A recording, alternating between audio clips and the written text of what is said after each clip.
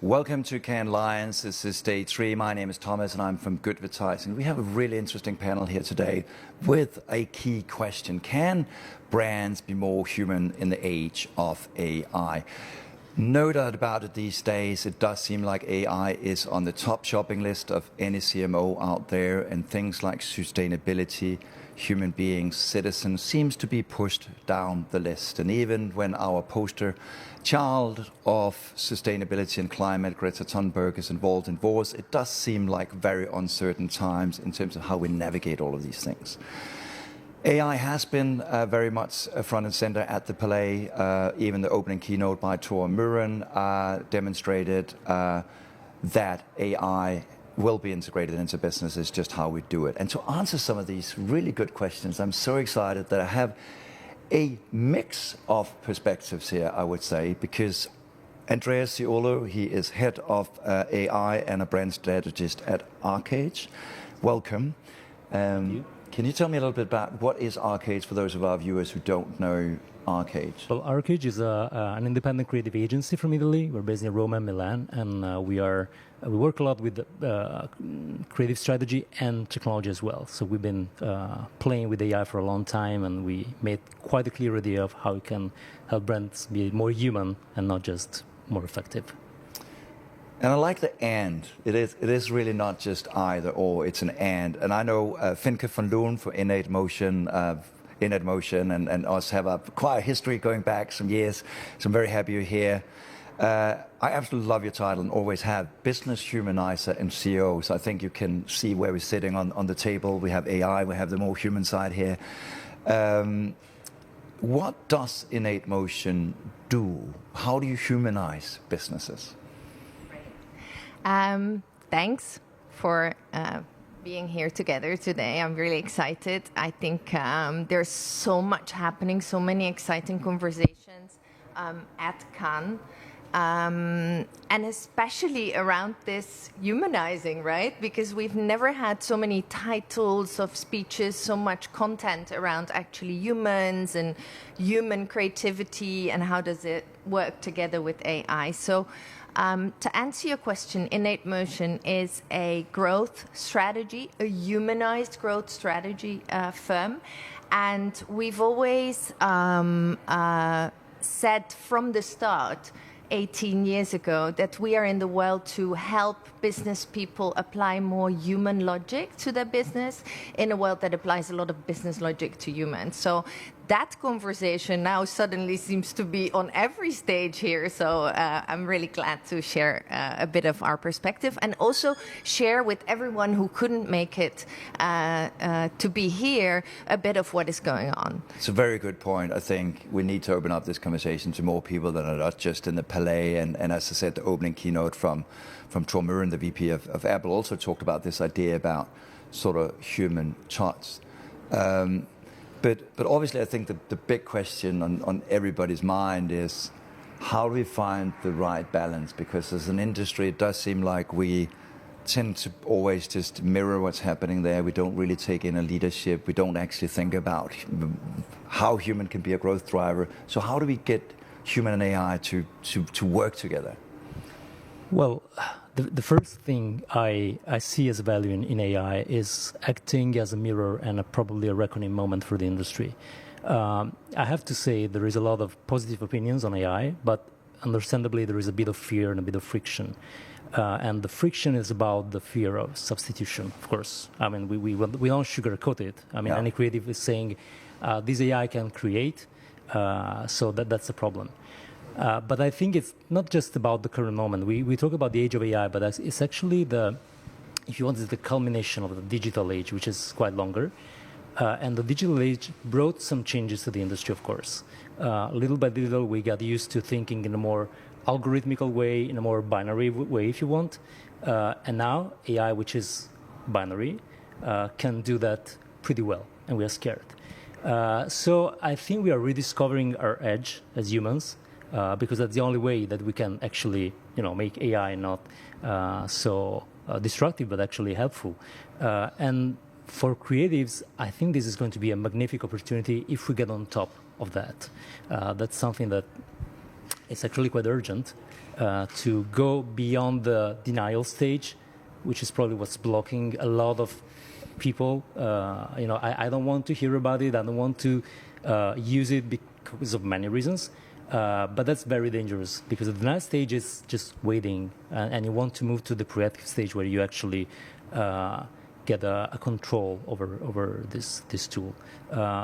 So I see lots of opportunities, and I see young people, especially people who are getting in this industry as, you could say, AI natives in a way. They are more open to using this technology in a creative way.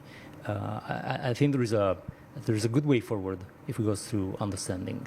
I love the saying, Andrea, it's almost like you're a couple therapist. It's like, let's get over the denial stage. Let's figure out how we actually get a better relationship with AI. So it's a very good point, and I think that also points to what you're doing in the day-to-day business, Femke, because by the end of the day, brands are a bunch of people who work together. There's a culture there that is in so many ways the driving force of what that brand is. I always kind of felt that strong brands, you can sense that. When you talk to somebody from Lego, it's as much internal and external, right? So what do you think the sort of role of culture is in sort of driving this change and to your point, making the couple therapy work a little bit better? Yeah, I think culture is fundamental more than ever in this age of, a lot of communication being pushed out on bigger platforms to more people. There's lots of scale involved. It's going to be even more important to be very clear about who we are, what is our core philosophy, what are our core values here, and who do we want to become? How do we want to serve the world? I think the core function of marketing and communication will not change. It's always about finding a unique role for yourself, and a set of strong beliefs and products and services that make you stand out, and then build relationships. Build relationships with people out there, be part of culture, participate, but with a very strong sense of what is your soul. Now that part we are learning here, we cannot outsource. We cannot delegate to AI, and that's exciting about it, right? What I do see though is that AI can help us in that journey. So with respect to other technology that we saw before, now we can use, and it will of course grow, technology to be part of that soul searching. Yeah. For example, I heard 2 days ago at the start of this festival that whilst a year ago in these in ChatGPT and Copilot, the main thing that people were doing 2 years ago and a year ago was asking for information, search. Right? I'm that person as well. Okay, I started so using chat as a search engine. Now, Sorry, Google. What do you think is the main thing that young people are doing? Yeah, I wouldn't actually know. I think it's not reassuring. It's the function of life coach. It's oh wow! soul Back search. to the relationship. Yeah. So that's very interesting, right? How can AI actually support us to do that even better? But I also think that anxiety about is it going to replace us? That can never happen, of course, because that hard work of looking into yourself, who you are, who you can become, and what is between us that makes us go further, that is a human magic that I think will always need to be cultivated. I absolutely love that point that, there's still relevance. It's still about soul. It's still about humans. And And in fact, also, I do see even evolving AIs like Pi and others being more sort of focusing on the human dimensions of growth. So it's just not all tech. A lot of agencies these days are obviously asking themselves, damn, what are we going to do? How do we integrate AI into our workflows? Let's be honest, there is also a big part of our industry, myself included, that got gray hairs, that aren't digital natives, sorry to say. So how did you go about that journey, and how do you feel that AI is actually helping you as a creative agency maybe become more creative even? There are a few ways actually, and you need to work on those, I think, as a creative team. We always say that we go back to the design model of being divergent and convergent. So AI is very good at accelerating the first phase, where you just map out things. It's very bad at making choices. It's very bad at finding quality. So the first thing for a young creative today, or any creative if you want, is to understand what AI can do well and where AI is just an illusion, right? So I make it a matter of culture for creatives in our team, for example. You need to understand to set your expectations. You will get very frustrated if you expect it to do something in the second phase. You will be very happy if you work in the first phase. So that's the first thing. The second thing it accelerates prototyping, so you can devise bad ideas quicker, and you can just iterate more, and you can try more. But the final point, and it's curious because I attended two speeches today, and they were about this same word, is the idea of risk. Yeah. Risk is a crucial point here. Risk-taking is vital to our industry, and it's vital to great ideas. We saw some in the awards, and the best ones were risking it all. AI doesn't risk it. AI is a best practice machine. So AI is very liked by people who don't like risk, because it will drive you to a mediocre result. So if you let AI drive, it will give you good results if you work in a space that doesn't like risking. So from a creative point of view, it works if you don't want to risk it. It's like, nobody was fired for using IBM. There is a famous campaign about that. So risking and getting, having the stubbornness to bring that idea to life. We saw some that had a very long process to get now. I mean, we know that it's all about human stubbornness there. That's our role, to say this is not perfect, it's not ideal, it's not what the average track record would suggest, but I still believe in it, and I will push through 50 rounds of feedback to get it out. That's what the creative team does. AI is a good copilot. You were talking about therapy, and it's not, it's curious because the first AI chatbot in 1960, the Eliza, was actually a mock therapist. But it was just, serving your sentences back to you. It was just doing that kind of therapy where you say something, I say it back to you. I help you find your way by yourself. I don't give you a direction. So I would say this is for creatives. You just use it in your background, and of course, as a visualizing tool, you can do a lot of stuff, but the risking part is up to you. So it's not going to shield you. That's the main thing that the creatives should know. I love that, and I think one of our industry legends, David Droga, in his early years, always said that he wanted his creative team to put up around 100 napkins of ideas, so then they could start selecting. And in some way, as you say about this sort of divergent and how you actually use that tool just to give us more ideas and actually maybe put humans even more at the steering, the driver's seat. Yeah. It's a very good point, and I think your point about risk is something that I think we tend to forget. Great creativity involves risk, right? So yeah, a lot of it. It should send shivers down your spine, and when you work with best, I think we got too accustomed to best practices in general, so we find AI very smooth in our workflows. That's wrong.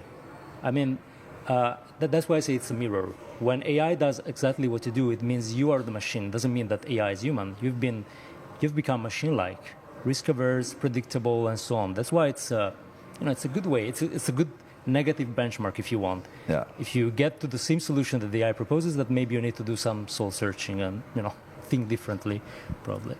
And this will probably also kind of change how people view creativity, view the campaigns out there, view the very brands. And so, as I said, too many gray hairs, definitely not a AI native in any way or shape or form. But there's a younger generation who sort of gets this, Gen Z and Alpha. Do you think their expectations to brands will shift? What will AI do to their expectations? Yeah, so there's one part of me thinking this is going to be great because it democratizes basically content creation, and so many people, and there are of course in the young generation so many bright, disruptive minds, so many more of those are going to be able to emerge. So that's super exciting. On the other side, as Andrea was saying, AI is a disruptive technology, but it's not delivering disruptive ideas. It's not actually pushing us further. So, and that involves craft. Yes. And that involves art, and that involves experience. And I think our generation, we have been lucky enough to learn over time, to do things wrong, to take time for failure, to become... Yesterday there was James Blake here on stage, and he's a musician, right? And he played this beautiful song, and everybody was so touched. And that type of thing, of course, takes years to get to that level. So how are young people still going to learn that craft so that they are able to direct and use AI in a way that is actually pushing us further as humanity? That's a question I do ask myself. Yeah, because in some ways I do think that it's not that technology haven't been around. I mean, as I said, when I started around, it was Basicam. We've had all these amazing tools in our hands. You can edit videos, you can shoot videos on an iPhone. Yet it doesn't actually seem that the creative output is getting any better. Shockingly enough, right? There's just more mediocre stuff, which maybe comes back to your point, the human, that the driver's seat. I mean, you obviously been through this journey, and as an agency and as a creative agency, you can obviously take an sort of opportunity approach, a carrot approach to this. I think a lot of brands maybe at the moment are looking at the riskier side. So what's sort of your advice when you start a client relationship? What is sort of the future proofing that they need to go through? I know it's a bit boring to talk about that, but we talked a little bit about possibilities, but what is it that you would guide them towards? I think it's, I won't reply with a technical answer because I think it's mostly a cultural matter for companies, but it relates to cultural proficiency with the tool. What I find very often when talking with companies that are approaching AI is that a lot of them are judging the whole phenomenon from a not very well informed point of view. Like, I used GPT once, I made my idea, and that's it. Now, the technology is complex. It has its potential, it has its limitation, and I find that the more you interact with the technology, the more you understand its nuances, and you create a deeper understanding. So for me, yes, companies can, of course, integrate AI technically, depending on their profile. There are many, many different ways. But since we're talking about culture, and culture is about every person in a company, it's not just about a PDF somewhere. You need to have every person understand what AI means in terms of first principles. Not the specific platforms are transient, they will come and go. But the principles of what to expect are going to stay. And it's the same for kids. I have 3 kids, they're AI natives probably. They play with image generation tools already. They have fun. I just feel so old when you say that, but thank you. I mean, for them it's just natural, just fun. But they will need to learn what AI is and how it works, right?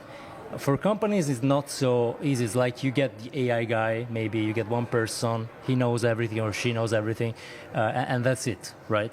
But that's not how it works. Even if you're not the one in charge of deploying, you need to understand what to expect, right? You need to understand the boundaries. You need to get a gut feeling of what is AI doing for you. And that takes, I don't think it's just attending courses. It's playing with the tools. You need to play. You need to just be curious about that. If you are just scared or you think you know it all, that's a bad point to start, I think. And that should be very close to what we are about as human beings, right? It is sort of self-actualization, self-exploration. But obviously, and I understand as CMOs and as creatives, there's so many things you always feel you need to learn. Yeah. And I think you've got a good point around AI and brands, because quite often, and young people especially, I remember when my niece was on Instagram the first time, I always teased most of my brands that I was working with that my niece was better on Instagram than they were. So there's sort of like a truth to that brands still need to get used to that. And so it kind of seemed like, and we've seen that in sustainability, we've seen that in so many other issues, but when brands try to use AI to sort of lure in younger generations, what's some of the mistakes that you're witnessing right now?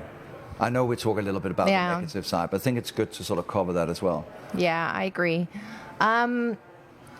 So there's this myth, right, that now that we have AI, we can outsource all the sort of, we can get a lot of efficiency, we can outsource all the research that requires scale, we can delegate a lot of stuff to AI, and that's going to give us more time. I actually don't think it's going to give us more time.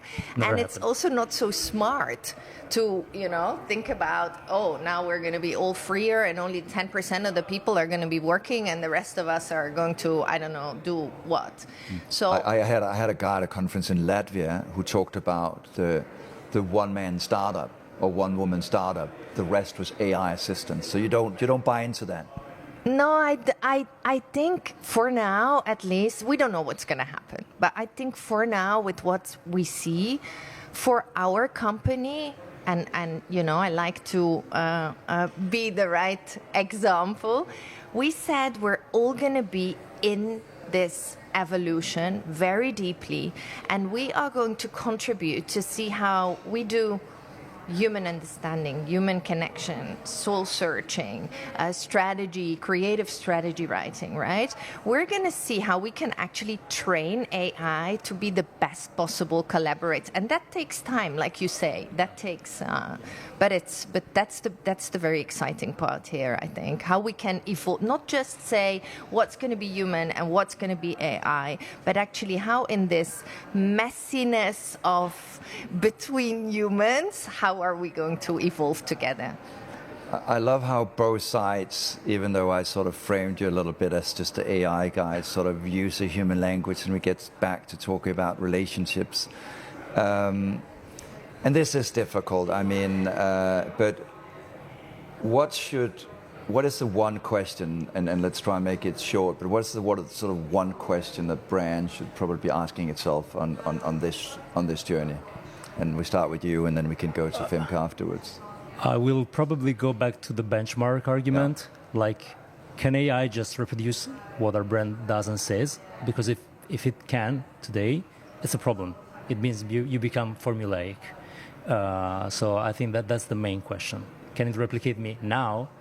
I need to do something then. Yeah.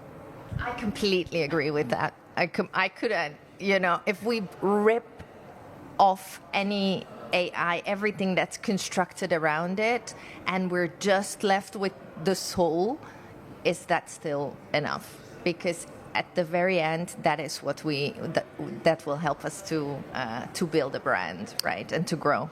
Yeah, it almost seems like having a brand or a loved one, for that sake, to stay in the relationship analogy, send you an automated Valentine's love letter. Who wants that? Doesn't really give us a lot. Oh, thank you. Yeah, exactly. So thoughtful. And an AI-generated message back, right? Exactly. And I think that sort of demonstrates that we cannot succeed without a human element. No. Brands still need to involve and invest human energy into this. I know we sort of got down a little bit to sort of pessimistic way, and obviously it is sometimes difficult because, as you probably have seen as well in your companies, that people are anxious. Will I have my job tomorrow? Will my role evolve? I got gray hairs. Am I still relevant at all? All these questions that create a lot of anxiety. So let's try and end a little bit of an optimistic note here. So, what excites you about AI and branding and our industry going forward? What should we be looking forward to? I believe in breaking the toys, and I believe in humans breaking the toys. Breaking the toys. I love when artists and creators and creatives do this, and I believe that this is a specifically human thing that we keep doing. We get the toys. At first, the toys are more complex than us. Then we get a bit bored, and we break them, and we create things that were not supposed to be created with those. So I'm excited to see what millions of people will do when they finally lose their fear of the toy and just break it apart and say, this is a way to use it you haven't thought about, and it's not what the company producing it thought about, but I made it. Yes, that's what I'm excited about. Lots of people are testing now. We should experiment and find something that's surprising. I think it's a very good point, and I think it's something we do actually see in Cannes Lions and the award categories as well, that when you have any on a given technology, the metaverse or whatever it might be, there's these early ideations of just sort of almost simply applying it as a tool, and then we start seeing creatives break the rule book, destroy, kill the toy, and sort of find new creative ways. So sort of more from a human perspective, or what's your sort of take on the optimism that I should be looking forward to, so I don't throw this microphone and run away? Yeah, so I think with every new technology, there's always been this resistance in the beginning, right? Even like Photoshop, or the first time that we had a mobile phone, or internet for that sake. This is just another one of those revolutions. And I do hear a lot of fear here. At Cannes this year, there is a lot of insecurity, exactly what you are pointing to. But I want to go back to the word you used about risk-taking.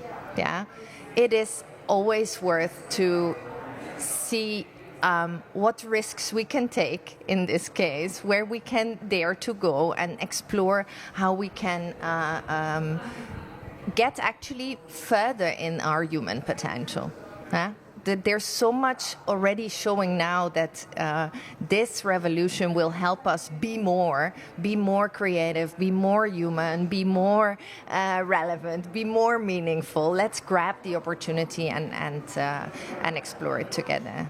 I absolutely love that, in terms of actually also not just with fear not acting, but actually starting to lead and think about that this can be about more. And I think you had a lot of good points about you've got to start with culture, you've got to involve everybody, you've got to take them on the journey, and then obviously ultimately after a while maybe break the toy. You know, use it as a creative driver, sometimes create a new rule book. And I think for you, saying branding is not going to change. It's still about human soul. Finding that human soul is just so essential. And then actually maybe turning around and ask ourselves the question, what more? How can we be more human? I really wholeheartedly enjoyed this conversation. I don't think it's the last time we're going to discuss AI and the human side of this, and I really love sort of how the two perspectives come nicely together. So it's almost like I feel like, in a weird way, the couple therapist. We moved you to the middle and grabbing hand as humans. I think that's very, very beautiful. There will be lots of other AI and human discussions going forward. Do follow Andrea and Femke on socials. I'm sure they'll be much more outspoken about what we can expect, and hopefully, and thank you for wholeheartedly giving an injection of hope here today. So thank you so much. Thank you, Femke. Thank you. Thank you. It was a pleasure. Thank you. Great to be here. Thank you.